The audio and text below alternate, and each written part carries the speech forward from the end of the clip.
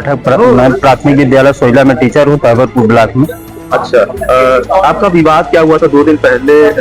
Police चौकी के बगल से कुछ लोगों को थाने की सूचना आई थी। जी क्या जी, था पूरा मामला? ये पूरा मामला ये था कि स्कूल का कुछ मैटर था, उसमें उनकी वाइफ तारीख उनका फोन आया था कि थोड़ा मैं लेट आऊँ, मैं आऊंगी नहीं, तो मैंने कहा ऑनलाइन छुट्टी दी है, यानी नहीं, तो मैं कहा मैडम जी आके चले जाइएगा, थोड़ा आइए, कुछ काम अकेले स्कूल पे नहीं है।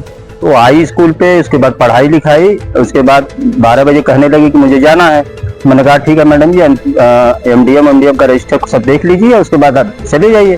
तो एमडीएम का रजिस्टर बनाई, उसके बाद मुझसे साइन कराई और चली गई। उसके कुछ देर बाद ही उनके पति का फोन आता है कि मैडम कहाँ गई, तो मैंने कहा कि चली गई। उसके बाद चली गई। उस दिन प्रकरण जो था, तो शाम को इनके पति का फोन आता है, मैं सब्जी की दुकान पे था, वहीं पे फोन आता है और वो अभद्र चीजें मुझको ब्लेम लगाते हैं।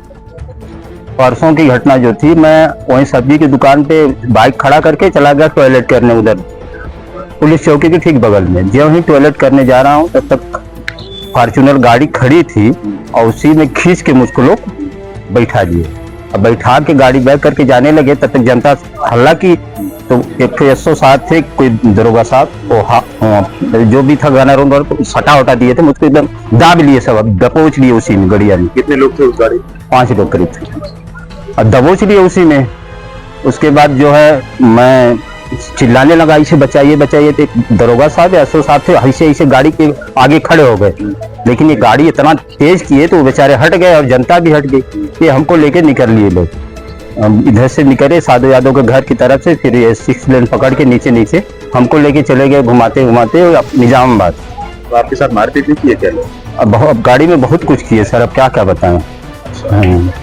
इसमें गाड़ी में पंकज मोहन भी थे? जी जी, पंकज मोहन ही थे, पंकज मोहन ज्यादा मार। अच्छा, तो अब आप पुलिस अधीक्षक के यहाँ आए हुए हैं, क्या मांग करते हैं? मैं इसमें उचित कार्रवाई किया जाए, मेरे जान माल की सुरक्षा की जाए, क्योंकि वो बार बार कह रहा है कि मैं तुमको दौड़ा के गोली मार दूंगा, तुमको ये कर दूंगा वो कर दूंगा। अच्छा। और मैं चूंकि भाई टीचर हूँ, मेरे पास कुछ ऐसा है नहीं कि मैं अकेले आना जाना है, तो मेरे जान माल की सुरक्षा की जाए और उचित कार्रवाई की जाए। ठीक। कितने बजे फिर ला के छोड़े आपको? करीब 12 बजे ला के छोड़े, और ऐसी हालत में छोड़े कि मैं किसी तरह, मतलब कुछ खिला दिए थे, लगा पानी में खिला दिए, किसी तरह घर पहुंचा। और मैं इतना सुस्त हो गया था कि आज मैं जो है, सारे लोग आए हैं तो मैं हिम्मत करके यहाँ आया हूँ। अच्छा, जिस तरीके से अपहरण उन्होंने किया पुलिस चौकी के बगल से, तो इसकी आने के बाद आपने कहाँ शिकायत की? अभी तुरंत आ रहा हूँ सर, आज चूंकि मैं स्थिति में नहीं था, उस स्थिति में नहीं था जिस स्थिति में होना चाहिए था। क्योंकि आपकी मोबाइल वगैरह का? मोबाइल मेरे उन्हीं के पास है, क्योंकि वो मोबाइल मेरे ऑन किए थे, और जिसका भी कॉल आ रहा था वो मुझसे अपने ही उठा के बात कर रहे थे, मेरी वाइफ से सबसे कर रहे थे। मेरे कुछ मित्र भी फोन किए थे उस समय, लेकिन ये कि चूंकि मुझको ज्यादा बात नहीं करने दे रहे थे। आप सभी लोग मीडिया के बंधु जानते हैं, इस तरीके कोई मेरा व्यवहार है नहीं। मैं एक सामाजिक और राजनीतिक व्यक्ति हूँ। आरोप प्रत्यारोप तो कोई भी किसी के ऊपर लगा सकता है। रही बात तो उस अध्यापक की बड़ी शिकायतें हैं। अभी हाल ही में उनके ऊपर एक महिला के साथ सहयोगी अध्यापिका हैं, छेड़खानी का मामला आया था, जो मेरे संज्ञान में आया था और जिसकी मैंने शिकायत भी करी थी। संबंधित अधिकारियों से, बेसिक शिक्षा अधिकारी से भी मैंने उसकी शिकायत की, जिसमें उनके निलंबन की प्रक्रिया भी शायद चल रही है, जांच चल रही है।